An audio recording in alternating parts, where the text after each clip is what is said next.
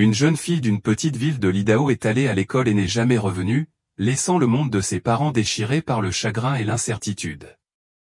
Mais 2 ans plus tard, sa mère zoome sur Google Maps et remarque quelque chose de choquant. Le soleil du dimanche après-midi filtrait à travers les rideaux du modeste Airbnb de la banlieue new-yorkaise. Rachel Warren était assise sur le canapé du salon, son ordinateur portable ouvert sur la table basse, les yeux lourds du long voyage depuis l'Idaho. À 36 ans, elle se tenait comme quelqu'un qui retient son souffle depuis trop longtemps, 2 ans, pour être exact. Oui, nous venons d'arriver à New York, dit son mari, Daniel, dans son téléphone, en arpentant le petit salon. À 39 ans, le visage autrefois jeune de Daniel était désormais marqué par de profondes rides d'inquiétude, apparues au cours des 2 dernières années. Nous sommes prêts à commencer l'enquête. Oui, nous pouvons venir à la gare aujourd'hui. Rachel écouta à peine la conversation de son mari avec la police. Elle se concentra sur l'écran de l'ordinateur portable, tapant l'adresse que Daniel avait répétée lors de l'appel. Google Maps se chargea, affichant l'itinéraire entre leur Airbnb et le commissariat. Ils ont dit qu'ils nous attendraient dans environ 1 heure, a déclaré Daniel, après avoir terminé l'appel, en passant sa main dans ses cheveux grisonnants. Je regarde juste la zone, murmura Rachel en zoomant et dézoomant sur la carte. Ils ne connaissaient pas du tout New York. Leur maison était à Pinolo, une petite ville de l'Idaho où tout le monde se connaissait, où les enfants pouvaient aller seuls à l'école, où des tragédies comme la leur ne se produisaient tout simplement pas jusqu'à ce qu'elles surviennent. Il y a 2 ans, leur fille, Eugène, avait disparu après avoir assisté à un cours de baptême à l'église locale. Elle avait été vue pour la dernière fois alors qu'elle traversait la rue avec des amis pour se rendre à leur lieu de rencontre habituel. Elle n'était jamais rentrée chez elle. La recherche qui a suivi a consumé leur vie, transformé leur mariage et mis leur foi à l'épreuve plus profondément qu'ils n'auraient pu l'imaginer. Rachel parcourut la carte pour se familiariser avec les environs de leur logement temporaire. Ils avaient choisi cet Airbnb spécifiquement pour sa proximité avec Bryant Park, où un tuyau les avait conduits. L'appelant anonyme était très précis, se dit Rachel plus à elle-même qu'à Daniel. Ils ont dit avoir vu une fille correspondant à la description d'Eugène lors d'une manifestation pour les sans-abri près de Bryant Park. C'était la première piste crédible qu'ils avaient depuis des mois. Les informations précédentes n'avaient mené à rien, chacune d'elles ayant d'abord suscité leurs espoirs avant de les anéantir. Mais cet appel avait quelque chose de différent, suffisamment concret pour justifier ce voyage à travers le pays, dans ce qui pourrait bien être une nouvelle course-poursuite. Rachel continua d'explorer la carte numérique et se sentit attirée par les environs de Bryant Park. Elle remarqua plusieurs petites églises disséminées dans le quartier. « Il y a beaucoup d'églises ici, dit-elle, un peu soulagée. J'avais peur de ne pas pouvoir assister à la messe pendant notre séjour ici. » Daniel hocha la tête d'un air absent, déballant sa trousse de toilette sur le comptoir de la cuisine. Rachel comprenait sa distance. Autrefois homme de foi dévoué, Daniel s'était retiré de la vie religieuse après la disparition d'Eugène, incapable d'affronter les questions bien intentionnées mais douloureuses, les regards compatissants, les platitudes théologiques qui n'avaient rien fait pour ramener leur fille. Rachel, en revanche, s'était accrochée plus fermement à sa foi, travaillant dans l'administration de l'église à Pinolo, trouvant du réconfort dans la prière même si le doute la rongeait. « J'ai réservé pour 2 semaines, dit Rachel. Mais on peut prolonger si besoin. » Daniel la rejoignit sur le canapé, le coussin s'affaissant sous son poids. « Laisse-moi voir ce que tu as trouvé. » Rachel lui montra le commissariat, Bryant Park, et les différentes églises qu'elle avait découvertes. « Je pense que nous avons un bon point de départ. Allons voir la vue de la rue. » Daniel suggéra en prenant le contrôle du pavé tactile. « Je veux voir à quoi ressemble ce Bryant Park. » Rachel le regarda naviguer dans les rues virtuelles, la silhouette bleue familière se déplaçant dans la représentation numérique de leur zone de recherche. Ils visitèrent d'abord le parc communautaire, puis commencèrent à explorer les rues environnantes. « C'est Mall Street, » remarqua Rachel, alors qu'ils tournaient dans une rue résidentielle avec une petite église visible au bout. Daniel a zoomé plus près alors qu'ils approchaient de l'église, et c'est à ce moment-là que Rachel l'a vue, une fille avec un sweat à capuche rose marchant avec un homme, dos à la voiture de la caméra Google. Daniel, la voix de Rachel se nouait dans sa gorge, son doigt pointant sur l'écran. Regarde, le sweat à capuche rose avec le petit motif décoratif dans le dos. C'était identique à celui que Jen portait le jour de sa disparition. Rachel l'avait acheté pour son 11e anniversaire, 3 semaines seulement avant sa disparition. Il était gravé dans sa mémoire comme une marque. Chérie, retourne là, insista TL, le cœur battant. Voyons si on voit leur visage. Daniel manipula les commandes pour tenter de trouver un autre angle, mais les visages étaient floutés, comme c'était le cas avec Google Maps Street View. Ils n'étaient visibles que sur quelques images, toujours de dos ou sous un angle qui ne révélait rien de concluant. Quelque chose chez cet homme me semble familier, murmura Rachel en se penchant plus près de l'écran. Daniel soupira, les épaules affaissées. Rachel, c'est la 100e fois que tu vois une fille avec un sweat à capuche rose. Tu es obsédée par cette tenue. Mais je sais à quel point tu veux la retrouver, dit-elle doucement. Moi aussi, mais on ne peut pas sauter sur chaque pull rose qu'on voit. Rachel marqua quand même tous les points d'intérêt sur la carte, puis ferma son ordinateur portable. Daniel avait raison, il fallait être méthodique, pas impulsif. On devrait y aller, dit Daniel en se levant. Ne perdons pas plus de temps. On va d'abord au poste, parler à la police, obtenir l'autorisation d'afficher des personnes disparues, puis faire un tour à Bryant Park avec un policier. Rachel hocha la tête et récupéra dans leur valise la pile d'affiches fraîchement imprimées. Chacune représentait le visage souriant de Jen, ses yeux brillants, ses longs cheveux et les détails de sa disparition. 2 ans de distribution de ces affiches avaient laissé une trace dans le cœur de Rachel, mais elle ne renonçait pas. Elle ne pouvait pas. En se dirigeant vers la voiture, Rachel ne pouvait s'empêcher de penser au sweat à capuche rose de Mall Street. Une mère sait, se dit-elle, ou une mère sait toujours. Rachel conduisait prudemment dans les rues inconnues de New York, suivant la ligne bleue du GPS de son téléphone. Daniel, assis à côté d'elle, examinait les notes qu'ils avaient compilées pour la police locale. Tournez à droite au prochain feu, ordonna la voix robotique. Alors qu'ils approchaient de l'intersection, Rachel réalisa qu'ils passaient devant Bryant Park. Regarde, dit-elle en ralentissant légèrement. C'est le parc depuis la pointe. Le parc était animé même en fin d'après-midi, des enfants qui jouaient, des couples qui marchaient main dans la main, un petit rassemblement près d'un belvédère qui aurait pu être un événement communautaire similaire à celui décrit dans le renseignement anonyme. Rachel ressentit le besoin de s'arrêter, de sortir et de scruter chaque visage, d'appeler le nom d'Eugène jusqu'à ce que sa voix s'éteigne. On reviendra plus tard, lui rappela doucement Daniel, devinant ses pensées. Seul, ça pourrait être inutile. On a besoin de l'aide d'un œil exercé. Rachel hocha la tête à contre-cœur et continua sa route. Mais à l'approche du prochain virage, elle aperçut un panneau au Mall Street et, sans réfléchir, elle mit son clignotant et tourna. « Qu'est-ce que tu fais ?» demanda Daniel d'une voix plus aiguë. « Ce n'est pas le bon chemin. » Rachel gardait les yeux fixés sur la route. « Je voudrais visiter l'église que nous avons vue sur Google Maps, juste un instant. »« Daniel, j'ai besoin de prier. » Elle a dit, même si tous deux savaient que ce n'était pas toute la vérité. Juste une petite prière avant d'aller voir la police. Daniel s'adossa à l'appui-tête, visiblement frustré. Il n'y aura pas de service à cette heure-ci. On perd un temps précieux. Tu peux prier dans la voiture, Dieu t'entendra de toute façon. Il n'est pas confiné aux églises.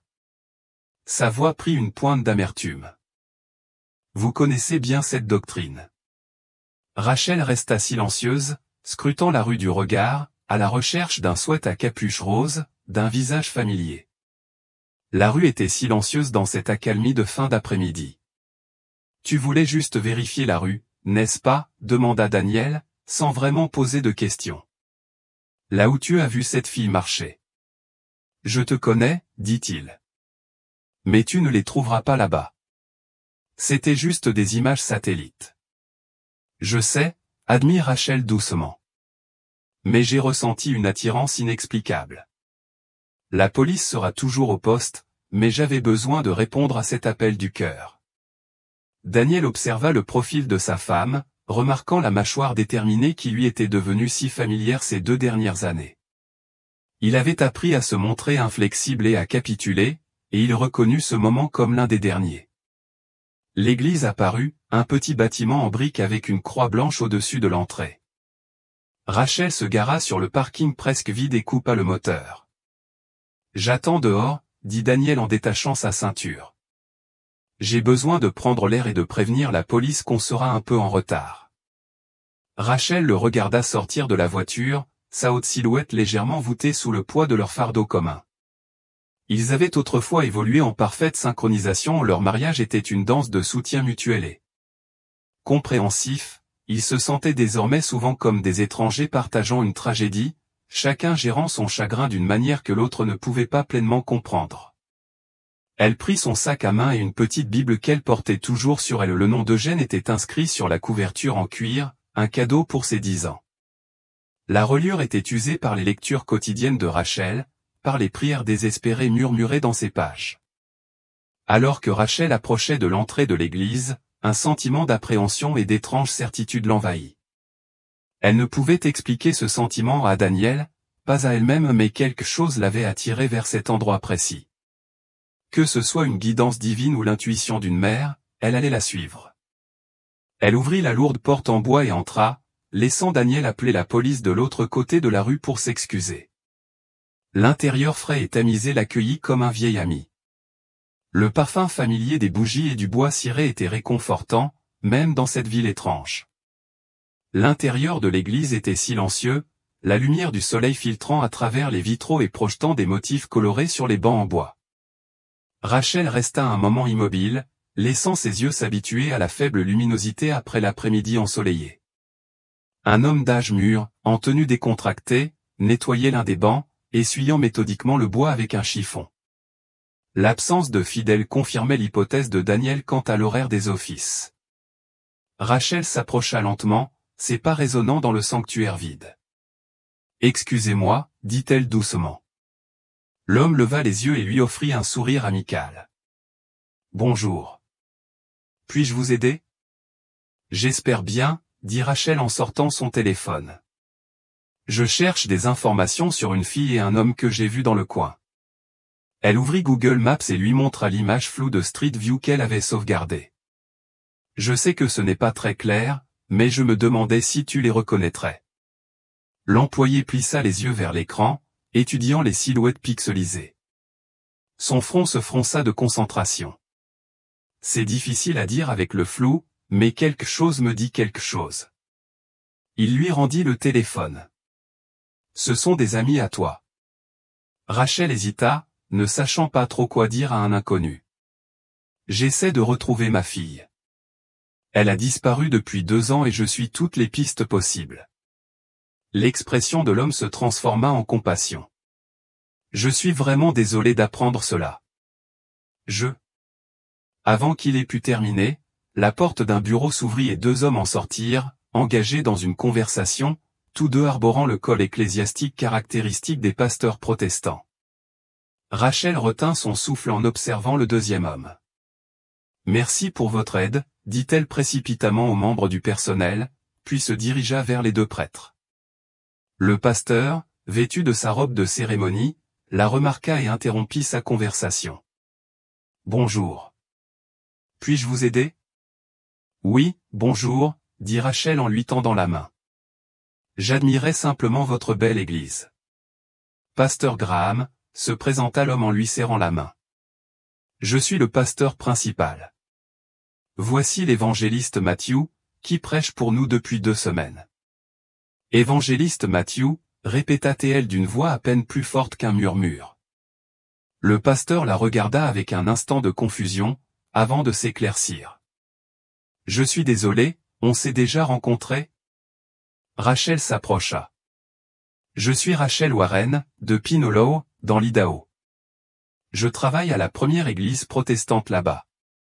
Je faisais partie de l'équipe qui vous a invité à prêcher lors de notre service dominical il y a quelques années. » Elle sourit, essayant de lui rafraîchir la mémoire. J'ai organisé votre hébergement et participé à toute la logistique de votre visite. L'évangéliste Matthieu continuait de la regarder avec une confusion polie. Rachel insista. Tu as dirigé notre groupe de prière et fait un appel à l'autel. Une femme en fauteuil roulant a été guérie. C'était vraiment remarquable, tout le monde en a parlé pendant des mois. Un éclair de reconnaissance ou ce qui semblait être une reconnaissance traversa son visage. Ah oui, Rachel Warren, bien sûr. Quel événement béni! Il esquissa un large sourire. Le Seigneur agit de façon mystérieuse, n'est-ce pas? Je n'oublie jamais une guérison, même si parfois les visages de ceux qui m'aident se confondent après tant de visites à l'église. Rachel hocha la tête, comprenant qu'un évangéliste itinérant comme Matthieu visitait des dizaines d'églises chaque année. C'est un plaisir de vous revoir. Êtes-vous ici maintenant, ou simplement pasteur invité? Matthieu expliqua d'une voix chaleureuse et assurée, je suis ici pour 2 semaines avant de poursuivre ma tournée des églises. C'est en fait mon dernier jour, je prêcherai au culte du soir ce soir, puis je prendrai un vol de nuit au départ de New York. Quelle incroyable coïncidence de vous rencontrer ici, dit Rachel, même si elle se demandait si c'était vraiment une coïncidence ou peut-être était-ce ce qui l'avait attiré vers cette église, la main de Dieu guidant ses pas. Matthieu acquiesça. Qu'est-ce qui t'amène à New York, si loin de chez toi? Le sourire de Rachel s'estompa. Ma fille, Eugène. Elle a disparu il y a 2 ans, peu après votre visite à notre église. Elle sortit une affiche de son sac et la déplia pour leur montrer la photo d'Eugène. On nous a dit que quelqu'un avait vu une fille correspondant à sa description près de Bryant Park. Mon mari et moi sommes venus immédiatement. L'évangéliste Matthieu fixa la photo, l'air indéchiffrable pendant un instant. Il sembla se raidir légèrement, même si Rachel n'était pas certaine de l'avoir imaginé. Le pasteur Graham s'avança et posa une main réconfortante sur le bras de Rachel. Oh, ma chère, quelle terrible épreuve pour votre famille. Prions ensemble pour le retour sain et sauf d'Eugène. Tous 3 formèrent un petit cercle, le pasteur Graham prenant la main de Rachel, l'évangéliste Matthieu les rejoignit après une légère hésitation. Le pasteur Graham dirigea une prière sincère pour la sécurité d'Eugène et pour que Dieu guide les recherches. Une fois terminé, l'évangéliste Matthieu s'avança et prit Rachel dans ses bras. L'étreinte, amicale au début, se resserra ensuite, presque comme s'il la maintenait. Rachel ressentit un instant de malaise lorsqu'il sembla inspirer profondément, comme s'il respirait son odeur. Ce geste lui parut envahissant, déplacé, loin de l'étreinte réconfortante d'un guide spirituel. Alors qu'ils se séparaient, Rachel remarqua quelque chose d'étrange. Dans la poche de poitrine du costume de Matthieu, partiellement visible pendant une fraction de seconde, se trouvait ce qui semblait être une photographie. L'image était tournée vers l'intérieur, mais le papier était suffisamment fin pour que Rachel puisse distinguer la silhouette de ce qui ressemblait à une jeune fille. Avant qu'elle ait pu assimiler ce qu'elle avait vu, Matthieu redressa sa veste, remarquant le bord saillant de la photo, et la fourra rapidement au fond de sa poche. Une photo de ma fille, expliqua-t-il d'une voix douce. Je l'emporte partout. Elle est toujours dans mon cœur. Rachel hocha la tête, essayant de dissimuler son malaise. La silhouette lui semblait familière, trop familière. Nous ne manquerons pas de mentionner votre fille à notre congrégation lors du service de ce soir, lui assura le pasteur Graham. Mieux vaut plusieurs yeux que peu pour trouver quelqu'un. Merci, dit Rachel, reprenant son calme. Je devrais y aller. Mon mari m'attend, et nous devons aller au commissariat. En se retournant pour partir, elle ne parvenait pas à se défaire du sentiment que quelque chose clochait, la réaction de l'évangéliste Matthieu à la photo d'Eugène, l'étrange étreinte, l'aperçu de la photo dans sa poche. Tout cela lui lançait des signaux d'alarme. Mais elle était sûrement paranoïaque, c'était un homme de Dieu, respecté dans de nombreuses églises du pays. Pourtant, alors qu'elle se dirigeait vers la sortie, Rachel ressentit un frisson qui n'avait rien à voir avec la climatisation de l'église. Elle sortit sous le chaud soleil de l'après-midi, l'esprit en ébullition. Le soupçon qui s'était installé en elle ne pouvait être facilement écarté, aussi irrationnel qu'il puisse paraître aux autres, surtout à Daniel. Elle aperçut son mari assis dans leur voiture de location, la portière côté conducteur ouverte pour profiter de l'air frais. Son expression était tonitruante, et elle se prépara à sa frustration. « Qu'est-ce qui t'a pris si longtemps ?» demanda Daniel en s'approchant. « Tu as perdu 30 minutes pour ce détour. La police nous attend. » Rachel se glissa au volant, mais laissa la portière ouverte. « Daniel, tu ne croiras pas qui je viens de rencontrer à l'intérieur, l'évangéliste Matthew, celui qui a visité notre église de Pinolo il y a environ 2 ans, juste avant la disparition d'Eugène. » Daniel n'avait pas l'air impressionné. « Alors il y a quelque chose qui cloche chez lui, » insista Rachel, baissant la voix malgré le fait qu'elle était seule dans la voiture. « Quand je l'ai serré dans mes bras, il m'a serré trop fort, comme s'il, je ne sais pas, me reniflait ou quelque chose comme ça. Et il avait une photo dans sa poche. Je ne l'ai vu qu'une seconde, mais la silhouette ressemblait à celle d'Eugène. » Daniel commença sur un ton suggérant qu'il était sur le point de rejeter ses inquiétudes. « Je sais que ça a l'air bizarre, » l'interrompit-elle, mais je n'imagine rien. Quand je lui ai montré la photo d'Eugène, il a réagi bizarrement et il semblait surpris. Sa voix, écoutez, nous servons ensemble à l'église depuis des années. Nous savons combien les évangélistes comme lui sont respectés. Si ce que vous insinuez est vrai, cela choquerait beaucoup de gens. Vous devez être absolument certain avant de porter la moindre accusation. Je ne dis pas que j'en suis certaine, a précisé Rachel. Je dis juste que quelque chose ne va pas. Daniel se massa les tempes, visiblement tiraillé entre soutenir sa femme et rester rationnel. Allons au commissariat comme prévu. Ils nous attendent. On pourra régler tout ça là-bas. Si tes soupçons sont fondés, ils sauront comment procéder. Rachel hocha la tête à contre-cœur. Tu as raison. Avec la présence policière, on pourra toujours demander au pasteur Graham les coordonnées de l'évangéliste plus tard, si besoin. Avant qu'ils puissent poursuivre leur discussion, les portes de l'église s'ouvrirent et l'évangéliste Matthew en sortit. Il salua le pasteur Graham d'un signe de la main, mentionnant son retour avant le culte du soir. Puis, apercevant Rachel et Daniel, il leur fit un signe amical de la main en se dirigeant vers sa voiture, garée à côté de la leur. Alors que Matthew ouvrait la portière de sa voiture, Rachel fut frappée par une odeur familière qui émanait de l'intérieur, une douce fragrance de vanille qu'elle reconnut instantanément. C'était le parfum préféré d'Eugène, celui que Rachel lui avait offert pour Noël l'année précédant sa disparition. Eugène le portait quotidiennement, le chérissant comme son odeur d'adulte. Rachel sentit son sang se glacer. Ce ne pouvait être une coïncidence. « Monte dans la voiture, Daniel, » dit Rachel d'un ton pressant, remontant déjà au volant. « Ferme la portière. » Daniel obéit, déconcerté par sa soudaine intensité. « Qu'est-ce qu'il y a ? » « Tu n'as pas senti ça ?» demanda Rachel, les mains fermement agrippées au volant. « Quelle odeur ?» répondit-il en ouvrant la portière de sa voiture. « Ce parfum de vanille. C'est le parfum d'Eugène, celui que je lui ai offert et qu'elle portait tous les jours. » Daniel fixa sa femme, l'inquiétude se lisant sur son visage. « Rachel, tu fais des rapprochements qui n'existent peut-être pas. La vanille est une odeur extrêmement courante. Ça pourrait être le parfum de sa fille, ou de sa femme, ou même un désodorisant. » Rachel tourna la clé dans le contact. « Je sens un appel dans mon cœur, Daniel, un appel fort que je dois suivre. Et courir après un évangéliste respecté sur la foi d'une odeur ? Je veux juste le confirmer, » insista-t-elle. « Si je me trompe, je l'admettrai et nous irons directement au commissariat comme prévu. Mais je dois le faire. » Daniel leva les mains, exaspéré. « Maintenant, vous spiritualisez tout.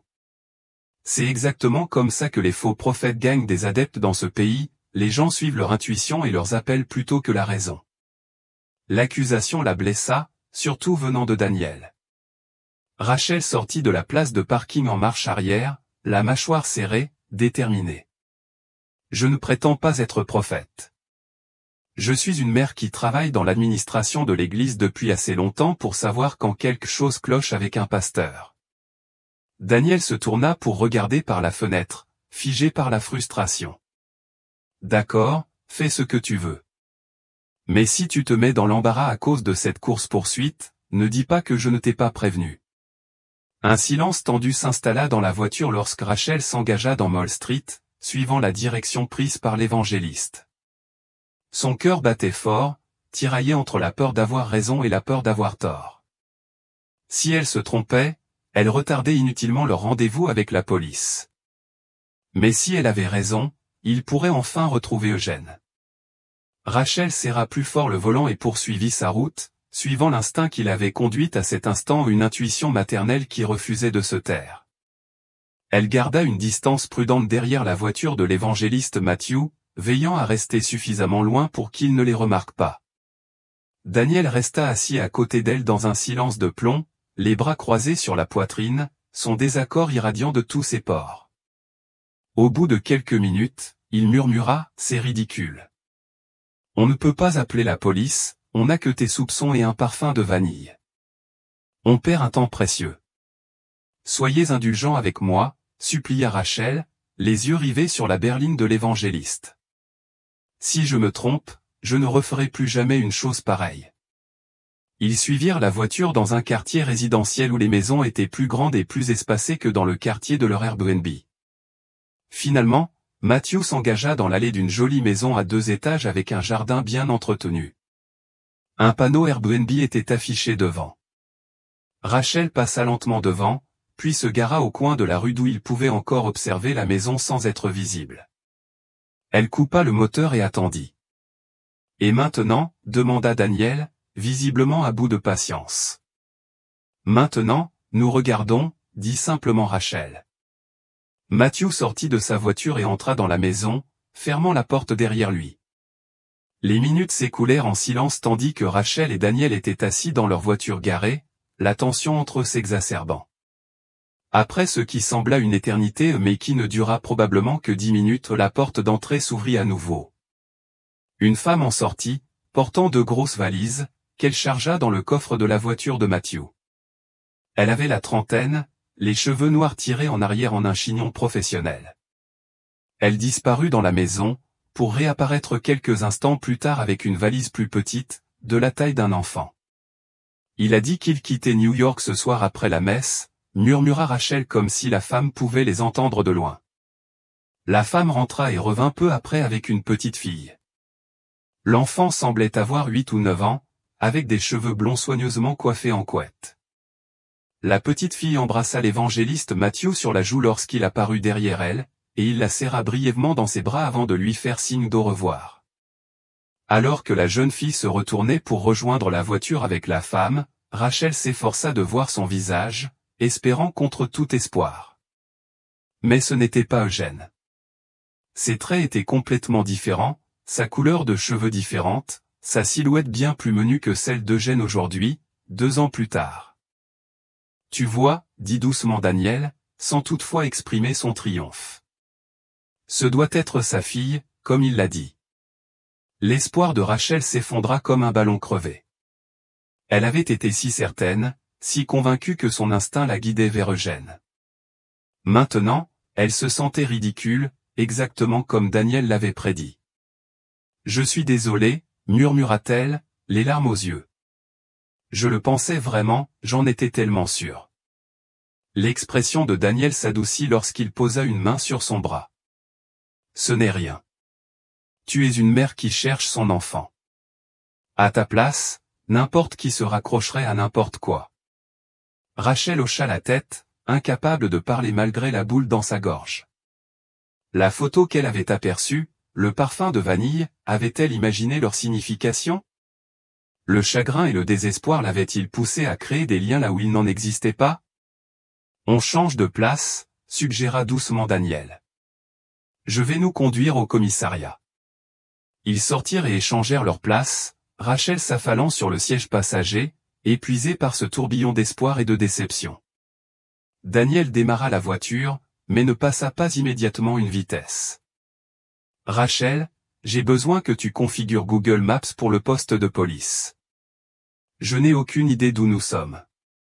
Rachel sortit son téléphone, ses mouvements mécaniques tandis qu'elle tapait l'adresse. La ligne bleue familière apparut, les guidant vers leur destination initiale. Tandis que Daniel commençait à conduire, Rachel garda les yeux fixés sur la maison de l'évangéliste jusqu'à ce qu'elle disparaisse. Elle ne parvenait pas à se défaire du sentiment d'avoir manqué quelque chose d'essentiel, qu'une pièce du puzzle lui échappait encore. Mais pour l'instant, elle devait accepter que ses soupçons n'avaient mené nulle part. Il était temps de revenir à leur projet de rencontrer la police, qui pourrait bien les aider à retrouver Eugène. Rachel appuya la tête contre la vitre, regardant défiler le paysage new-yorkais inconnu. 2 ans de recherche, de pistes sans issue, de regards compatissants d'amis et de membres de sa famille qui avaient depuis longtemps perdu espoir, tout cela l'avait épuisée jusqu'au plus profond d'elle-même. Pourtant, quelque chose en elle refusait de capituler, refusait d'accepter qu'Eugène ne revienne peut-être jamais. Ce quelque chose, appelons cela la foi, appelons cela l'instinct maternel, les avait fait traverser le pays avec la mince chance de retrouver leur fille. Et malgré cette dernière déception, Rachel savait qu'elle continuerait à le suivre où qu'il le mène, aussi longtemps qu'il le faudrait, car une mère ne cesse jamais de chercher son enfant. Jamais. Rachel continuait de surveiller la route, guettant toujours la voiture de l'évangéliste. Jusqu'ici, il semblait se diriger dans la même direction, sortir du quartier résidentiel et revenir vers l'artère principale. « Regarde » dit soudain Rachel en désignant un endroit devant. Il tourne. Daniel soupira mais ralentit légèrement, regardant la voiture transportant la femme et la jeune fille se transformer en ce qui semblait être une aire de jeu avec un.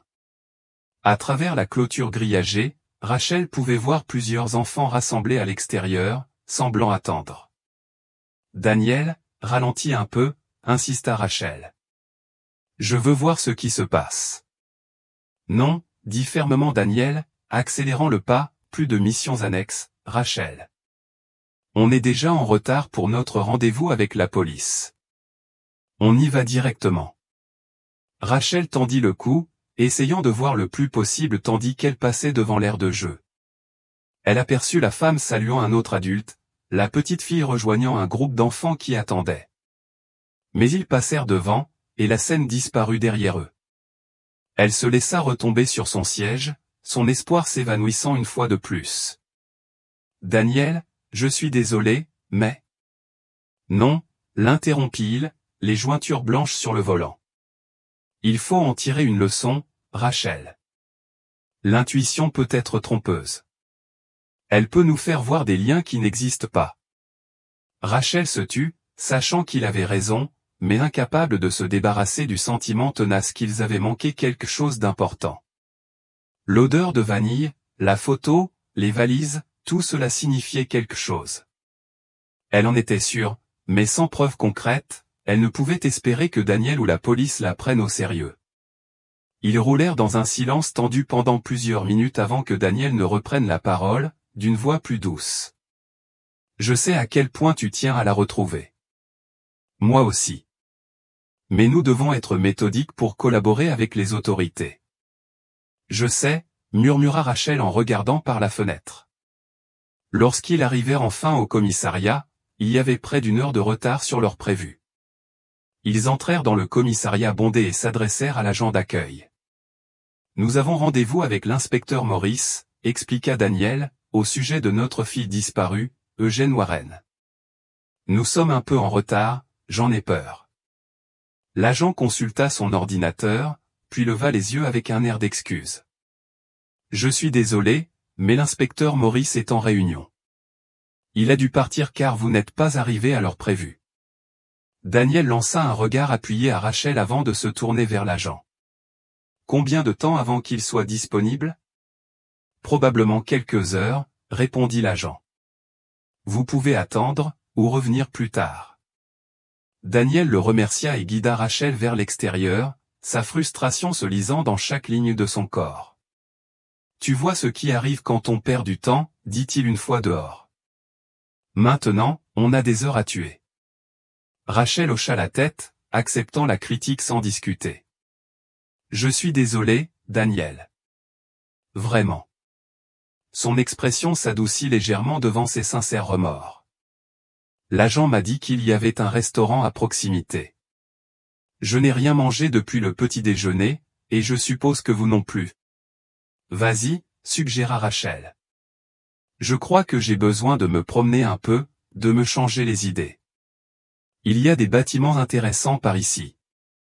Daniel hésita, visiblement partagé entre rester avec elle et lui laisser de l'espace. Finalement, il hocha la tête. D'accord. Prends ton téléphone et reste en contact. Je t'enverrai un SMS quand l'inspecteur sera prêt à nous recevoir. Rachel regarda Daniel se diriger vers le restaurant de l'autre côté de la rue, les épaules affaissées sous le poids de leur fardeau commun. Elle ressentit un pincement de culpabilité pour la course folle qu'elle lui avait faite, pour le retard qui leur avait coûté leur rendez-vous, pour l'espoir qu'elle avait suscité et qui s'était finalement évanoui. Mais sous cette culpabilité, la suspicion la rongeait encore. Elle ne pouvait pas s'en défaire. Pas encore. Rachel commença à marcher, se laissant porter par ses pieds sans but précis. Les rues autour du commissariat étaient animées par l'activité de la mi-journée, mais elle remarqua à peine les passants. Ses pensées étaient absorbées par les événements de la matinée. Elle sortit son téléphone et ouvrit Google Maps, retournant à l'image de Street View qui avait tout déclenché, la fille au sweat à capuche rose et l'homme marchant à côté d'elle.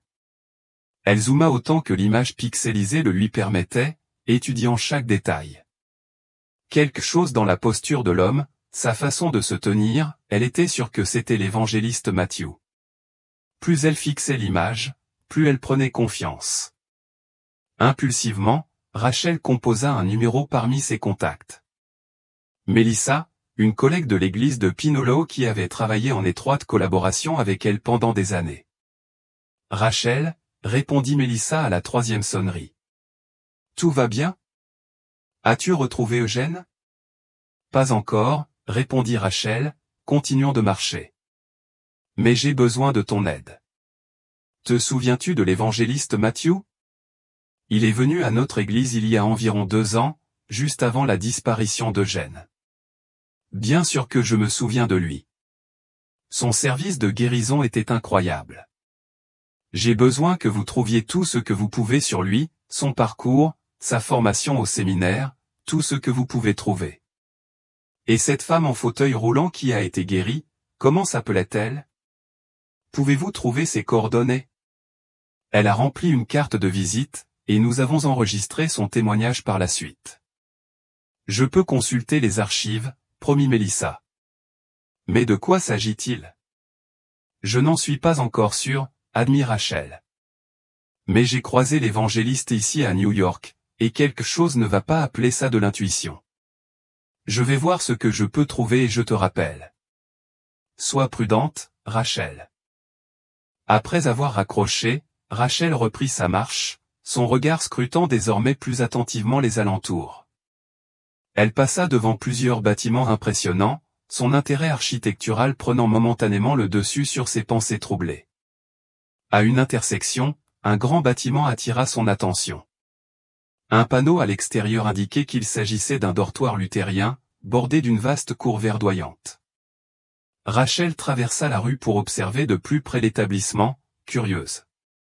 D'après son expérience, les dortoirs luthériens étaient rares, les monastères catholiques étaient plus courants. Prenant son téléphone, elle prit quelques photos de ce bâtiment intéressant. Elle pourrait peut-être se rendre au bureau du dortoir et s'enquérir de son histoire, cela l'aiderait à passer le temps en attendant que l'inspecteur Maurice soit disponible. Alors qu'elle approchait de l'entrée, une voiture familière s'arrêta sur le parking du dortoir. Rachel s'arrêta net, le cœur battant la chamade. C'était la voiture de l'évangéliste Matthew, mais ce n'était pas lui qui conduisait. C'était la femme de l'Airbnb, avec la petite fille blonde visible sur le siège passager. Rachel se cacha derrière un grand arbuste, observant la femme se garer et sortir du véhicule. Elle laissa la portière ouverte, se tenant à côté de la voiture comme si elle attendait quelque chose. Quelques minutes plus tard, une gardienne de dortoir vêtue d'un uniforme de religieuse luthérienne sortit du bâtiment, à la tête d'un petit groupe d'enfants. Chaque enfant portait une petite valise semblable à celle que Rachel avait vu la femme charger dans la voiture plus tôt. Les enfants s'alignèrent près du véhicule tandis que la femme les aidait à charger leurs valises dans le coffre. Rachel compta 5 enfants au total, tous apparemment âgés de 7 à 12 ans. Et puis, comme par miracle, comme une réponse à 2 années de prière désespérée, Rachel vit son Eugène, le visage de sa fille plus âgée que sur les affiches de personnes disparues, mais reconnaissable entre mille. Ses cheveux étaient plus courts maintenant, mais ses yeux, sa bouche, la petite fossette sur sa joue lorsqu'elle souriait, Rachel les reconnaîtrait partout. Pendant un instant, Rachel ne put plus respirer, ni bouger, ni penser. Le temps sembla s'être arrêté tandis qu'elle fixait sa fille, vivante et à quelques mètres d'elle après 2 années de recherches interminables. Les mains tremblantes, Rachel prit son téléphone et appela Daniel. « Rachel ?» répondit-il aussitôt. Daniel, parvint-elle à dire, la voix tremblante. « Je l'ai trouvé. J'ai trouvé Eugène. Prends la voiture et viens me voir. Je te fais savoir où je suis. » « Quoi? Où es-tu? » C'est elle, Daniel. J'en suis sûr. Elle monte dans une voiture avec cette femme de chez l'évangéliste. Dépêche-toi d'appeler la police. Elle raccrocha et communiqua rapidement sa position à Daniel, puis reporta son attention sur la scène qui se déroulait sur le parking. La femme faisait monter les enfants dans la voiture, prête à partir.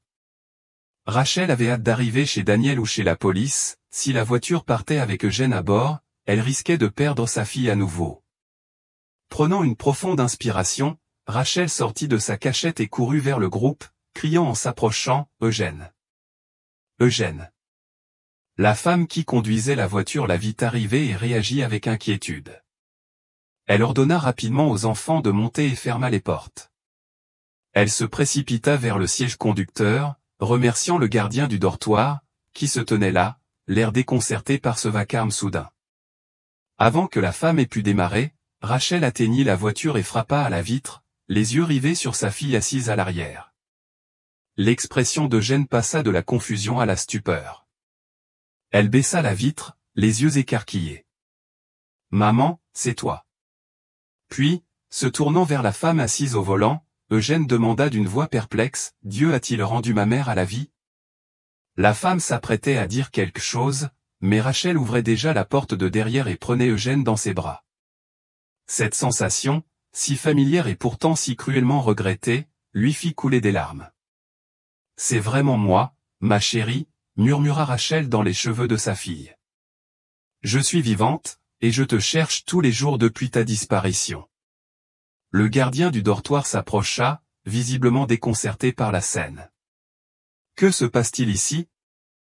Rachel leva les yeux, les bras toujours serrés autour d'Eugène, comme si elle risquait de disparaître à nouveau si elle le lâchait.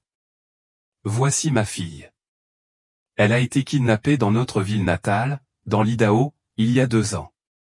Nous la recherchons depuis. » Le visage de la gardienne du dortoir pâlit aux paroles de Rachel, son regard passant de Rachel à Eugène et à la femme au volant.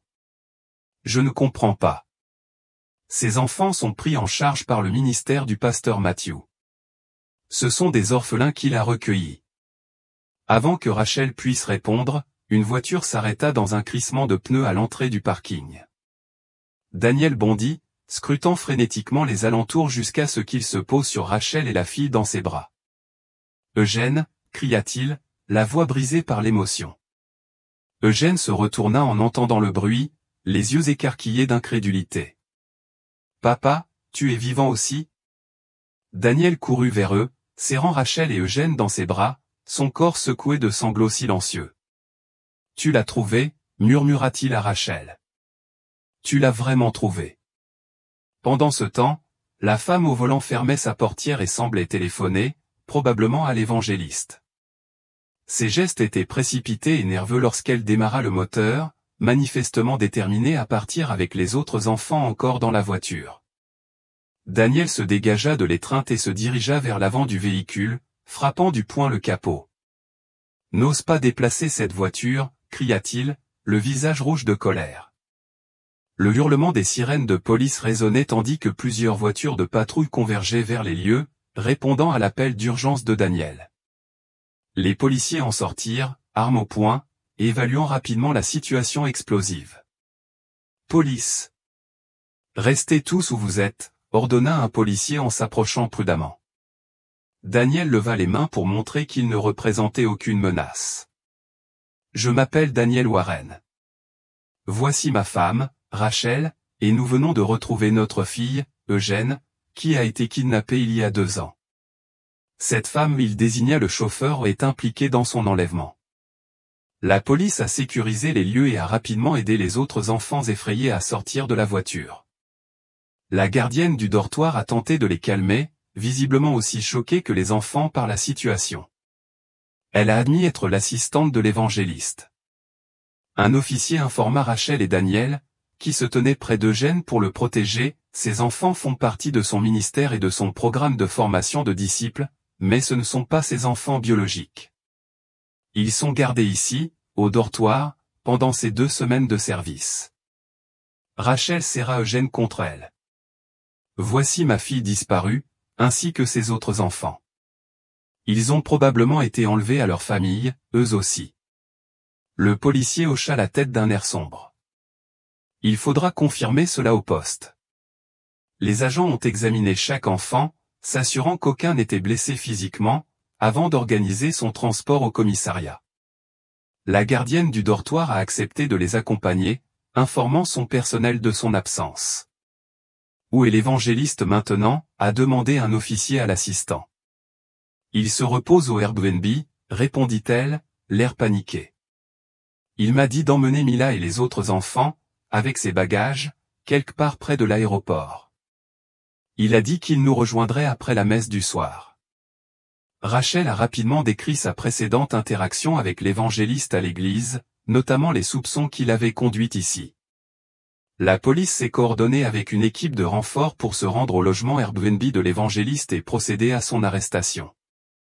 On vient avec toi, insista Daniel, son bras protecteur autour d'Eugène.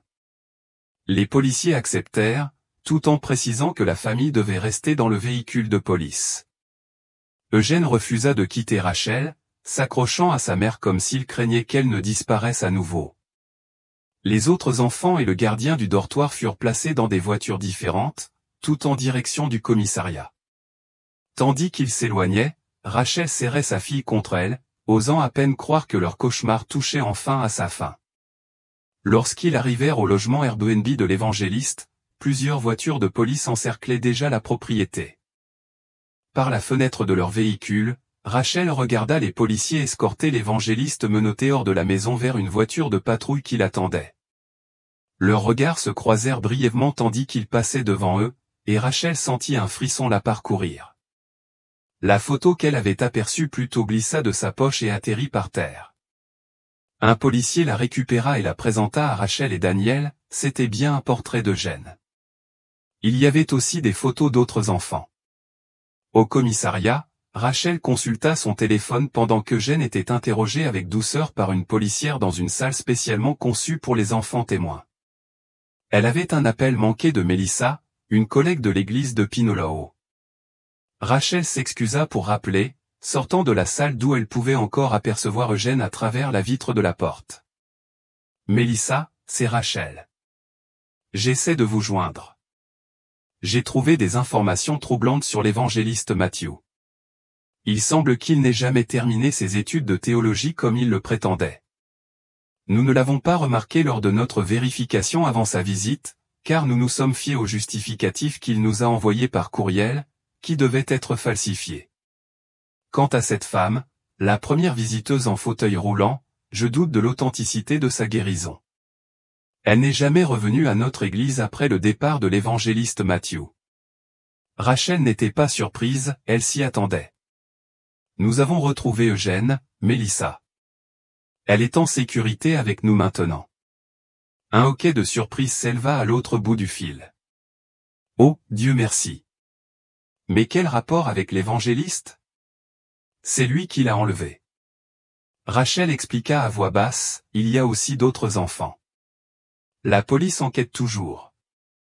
C'est monstrueux, murmura Mélissa.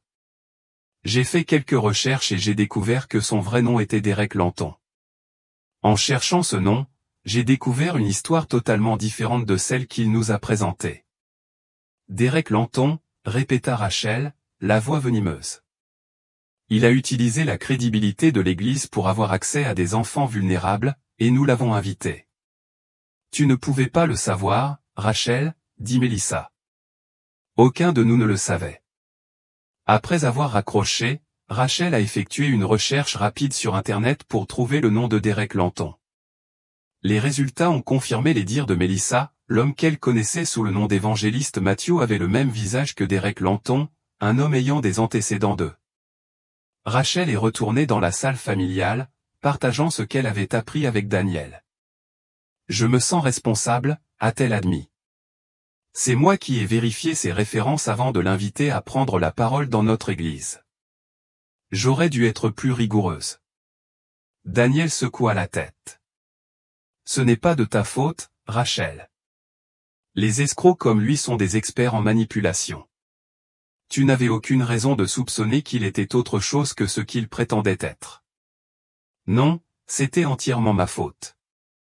Daniel vit sa détresse et posa une main réconfortante sur son épaule. Dieu nous a conduits ici, dit-il doucement. Ce qui était destiné au mal s'est transformé en bien. Avant qu'il puisse en discuter davantage, l'inspecteur Maurice entra dans la pièce. C'était un homme d'une cinquantaine d'années à l'air sérieux, dont le regard bienveillant trahissait son expression sévère. Eugène se tenait à côté de lui. La famille fut escortée jusqu'à une pièce privée, où l'inspecteur Maurice les rejoignit. « Et Madame Warren », commença-t-il en s'asseyant en face d'eux. « Tout d'abord, permettez-moi de vous dire combien je suis heureux que vous ayez retrouvé votre fille. Ce genre d'affaire a rarement une fin aussi heureuse. Eugène avait accepté de partager tous les détails avec vous personnellement, même si elle nous avait tout raconté sur ce qui s'était passé depuis sa disparition. Après le baptême, je marchais avec mes amis, mais nous nous sommes séparés au coin de la rue, a-t-elle expliqué. Le père Matthew, c'est comme ça qu'il nous a fait l'appeler ou est arrivé en voiture et m'a dit que papa et maman avaient eu un terrible accident. Le cœur de Rachel se serra tandis qu'Eugène continuait. Je l'ai cru parce que nous sommes une famille religieuse, et je pensais que les prêtres disaient toujours la vérité. Il m'a emmené à un enterrement, où j'ai vu des photos de maman et papa, ainsi que les cercueils d'un faux enterrement, murmura Rachel, horrifiée par cette supercherie élaborée. Eugène hocha la tête, les larmes aux yeux. Je n'arrivais pas à y croire quand je t'ai vu aujourd'hui. J'ai prié tous les jours pour ton retour, même si le père Matthew avait dit, je ne te reverrai qu'au paradis. Lorsqu'on lui a demandé ce que l'homme lui avait fait, Eugène a expliqué, il nous emmenait tour à tour dans sa chambre. On regardait des films et on jouait à des jeux de société. Il disait que nous étions là pour tester et renforcer sa foi en Dieu. Le reste de l'entretien s'est concentré sur Rachel et Daniel, qui ont donné leur version des faits. Rachel a expliqué comment elle avait rencontré Eugène grâce à un mélange de coïncidence, d'intuition et de persévérance. L'inspecteur Maurice a expliqué qu'ils avaient déterminé que Matthew ou plutôt Derek Lanton était un prédateur charismatique mais manipulateur qui abusait de la confiance accordée aux personnalités religieuses. Il semble avoir enlevé des enfants lors de ses déplacements entre les églises, a expliqué l'inspecteur. Il a dû utiliser de faux papiers. Nous allons mener une enquête approfondie. Que se passe-t-il maintenant, demanda Daniel, son bras protecteur autour d'Eugène. Nous avons arrêté l'évangéliste Matthew ou Derek Lanton, de son vrai nom et son assistante, Carla Benson. Ils sont accusés de multiples chefs d'accusation, notamment d'enlèvement, de fraude, d'usurpation d'identité et de mise en danger d'enfants. Et les autres enfants, demanda Rachel en pensant aux visages effrayés qu'elle avait vus au dortoir. Nous consultons les bases de données et contactons leurs familles, leur a assuré Maurice. Ils viennent de différents États du pays, donc la réunification prendra du temps. Mais Eugène a beaucoup de chances que sa famille l'ait retrouvé. Une fois les entretiens terminés, ils restèrent dans le salon. Daniel s'excusa d'avoir douté de l'intuition de Rachel et de l'avoir traité de « fausse prophète ». Rachel sourit à ce souvenir. Nous ne devrions pas perdre la foi simplement parce qu'un prêtre était une mauvaise personne, dit-elle doucement. Cela ne signifie pas que toutes les églises sont corrompues. Après tout, c'est une église qui nous a permis de retrouver notre fille. Un coup frappé à la porte les interrompit. Le pasteur Graham se tenait sur le seuil, le visage marqué par la détresse. « J'espère ne pas déranger », dit-il avec hésitation.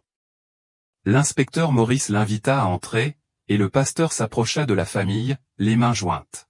« Je voulais venir personnellement exprimer ma profonde tristesse pour ce qui s'est passé, » dit-il, la voix chargée d'émotion. « Nous ignorions que nous abritions un tel mal parmi nous. Nous avons bien sûr annulé le service de ce soir, a-t-il ajouté. « Ce n'était pas ta faute non plus, pasteur, dit Rachel, surprise par son pardon. Il a trompé tout le monde. » Une agitation à l'extérieur attira leur attention. À travers la vitre du salon, ils pouvaient voir les policiers conduire Matthew au derrick menotté à travers le poste. Leurs regards se croisèrent brièvement, et Rachel sentit un frisson lui parcourir l'échine devant le vide qu'elle y vit. Le pasteur Graham s'est à nouveau avancé. « Si vous êtes dans le coin, je vous invite à notre service de prière dimanche prochain. Notre congrégation serait honorée de célébrer le retour d'Eugène avec vous, et peut-être que votre témoignage apportera de l'espoir à ceux qui recherchent encore leurs proches. » Rachel regarda Daniel, qui hocha la tête. « Nous serions honorés, dit-elle. Après tout, c'est une église qui nous a permis de retrouver notre fille. » Plus tard, assis ensemble dans leur Airbnb, Eugène dormant paisiblement entre eux pour la première fois depuis 2 ans, Rachel repensa au chemin parcouru. Un tuyau, une image Google Maps, une intuition maternelle qui refusait de se taire, tout convergea pour créer le miracle qu'ils avaient tant espéré. « Je suis désolé d'avoir douté de toi, dit doucement Daniel, prenant soin de ne pas réveiller Eugène. Quand tu l'as vu sur Google Maps, quand tu as insisté pour suivre la voiture de Matthew, tu avais raison depuis le début. » Rachel sourit en écartant une mèche de cheveux du front d'Eugène. « La foi prend de nombreuses formes, dit-elle.